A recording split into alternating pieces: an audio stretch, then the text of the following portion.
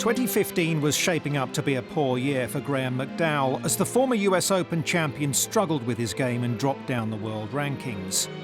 A late-season victory at the Honda Classic helped to alleviate some of the disappointment, and GMAC met up with Anna Whiteley at the recent Honda Classic to talk about the highs and lows of the past 12 months.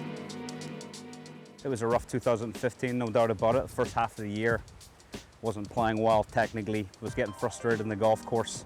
This game, you have, the old cliche, you got to get out of your own way, and sort of from about August onwards, I hit the reset button, kind of worked out what I was doing technically wrong, and kind of started swinging the club good, and built up some really good momentum, from the Porsche European Open on to Dunhill, put myself in position, to the British Masters, putting myself in position, kind of making mistakes in the back nine, but all the time I was building momentum.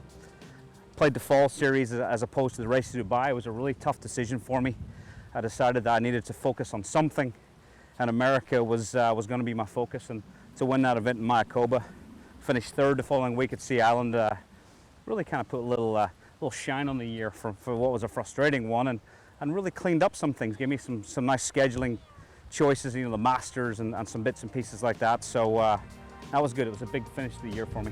Well, one thing I'm sure your eyes are on this year, the Ryder Cup. 4 consecutives now. You've been through every emotion possible, from losing in 2008 and that huge match with Hunter Mahan in 2010. It seems like you're the kind of guy who really loves that environment. The Ryder Cup, no doubt, are the 4 most special experiences of my career so far. When I sit back and when this is all said and done, wins, losses are kind of going to be whatever. The memories that I'm going to have and the emotions that I've experienced in the Ryder Cup so far, like I say, I want to play more of them. And of course, Hazeltine this year with Darren as the captain, I really, really want to be there. Let me go hit my layup here on this par 5. Yeah, just that little layup. So I guess you could say we're hitting the aggressive layup, trying to get it up as close as we can, really.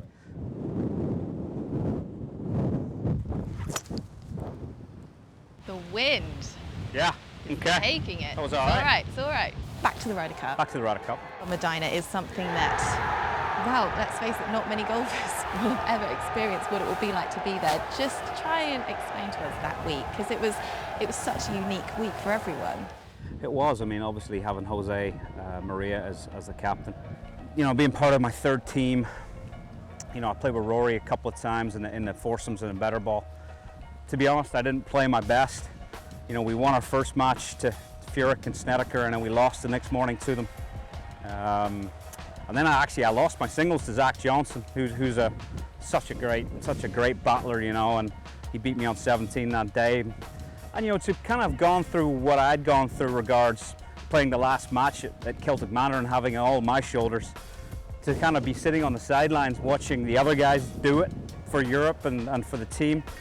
Wasn't great. You feel helpless sitting on the sidelines watching other guys control your destiny, but having controlled everyone's destiny in Wales, it was kind of unique to be sitting on the sidelines. And obviously I could empathize with what Martin was going through, coming down the stretch there and holding that putt in the last green. So it's such a cool tournament. Like I say, they are the best experiences of my golfing career, and I want to play a few more before all said and done. And especially that week, the emotion involved in something like that with Seve and Jose, and what effect do you think that has on your golf, and can you even control that when you're in the zone?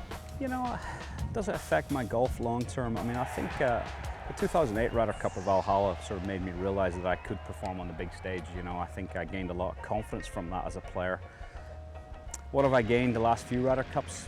Not so much from a personal career point of view. I think what I have are just great memories. Great experiences, great stories, great interactions with some of the great players in the world.